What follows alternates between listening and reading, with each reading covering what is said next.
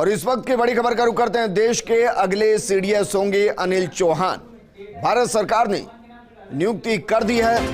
CDS Bipin Rawat के अचानक देश छोड़कर जाने के बाद, अकाल मृत्यु के बाद यह पद खाली था और अब इस पद को सुशोभित करेंगे अनिल चौहान। भारत सरकार ने नियुक्ति के आदेश जारी कर दिए हैं। इस वक्त की बड़ी खबर आपको बता रहे हैं। जनरल बिपिन रावत के बाद दूसरे सीडीएस की नियुक्ति कर दी गई है और इस जिम्मेदारी को संभालेंगे लेफ्टिनेंट जनरल अनिल चौहान। बेहद महत्वपूर्ण पद, तीनों सेनाओं के साथ सामंजस्य स्थापित करने की जिनके ऊपर जिम्मेदारी, तीनों सेनाओं को एक कड़ी में पिरोने की जिनके पास जिम्मेदारी, वो है सीडीएस। बिपिन रावत ने यह जिम्मेदारी बखूबी निभाई। सेना के बीच में कोऑर्डिनेशन को उनके दौर में सबसे ज्यादा बेहतरीन माना गया। वो देश के पहले सीडीएस से, लेकिन जिस तरीके से हेलीकॉप्टर क्रैश में उनकी जान चली गई, वो शहीद हो गए, उसके बाद सीडीएस के पद को लेकर सवाल था कि कौन होगा जो उत्तराधिकारी के तौर पर बिपिन रावत के कामों को आगे बढ़ाएगा।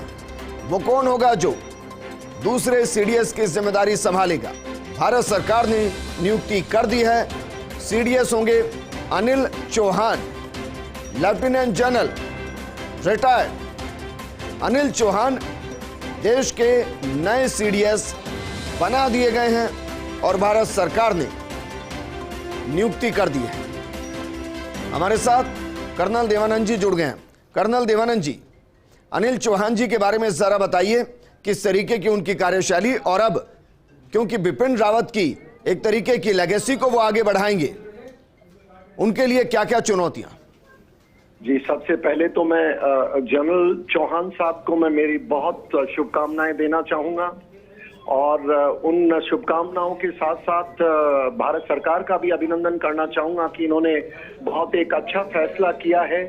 और क्योंकि इस तरह के फैसले समय लगा करते हैं, थोड़ा विलंब जरूर हुआ है, पर बहुत एक अच्छा फैसला है। और चौहान साहब की जो सेना के अंदर छवि है, मैं मानता हूं उस छवि को मद्देनजर रखते हुए मुझे गर्व की अनुभूति हो रही है कि एक ऐसे अच्छे अधिकारी जो एक बिल्कुल निर्भीक और राष्ट्रहित में कार्य करने वाले हैं और मेरे को उनके साथ काम करने का मौका मिला है, तो मैं मानता हूं ये देश के लिए एक शुभ संकेत। और एक मैं मानता हूं वो जो हमारे रावत साहब की जो जिस प्रकार की आपने चर्चा की लेगेसी का, मैं कहना चाहूंगा जो कार्य उन्होंने शुरू किए थे मॉडर्नाइजेशन के, एक रिफॉर्म्स के भारतीय सेना में, उनको ये आगे ले जाकर देश हित में कार्य करेंगे, ऐसी मैं उम्मीद करता हूं।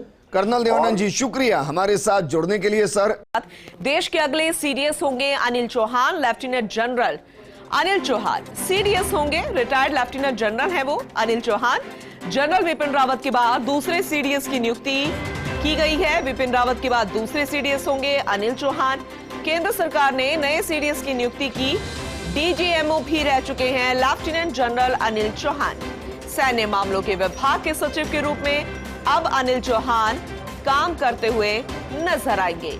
तो इस वक्त की बड़ी खबर आप तक पहुंचा रहे हैं, क्योंकि ये कहा जा रहा था कि आखिर कौन होंगे जनरल बिपिन रावत के बाद सीडीएस, लेकिन अब दूसरे सीडीएस होंगे अनिल चौहान।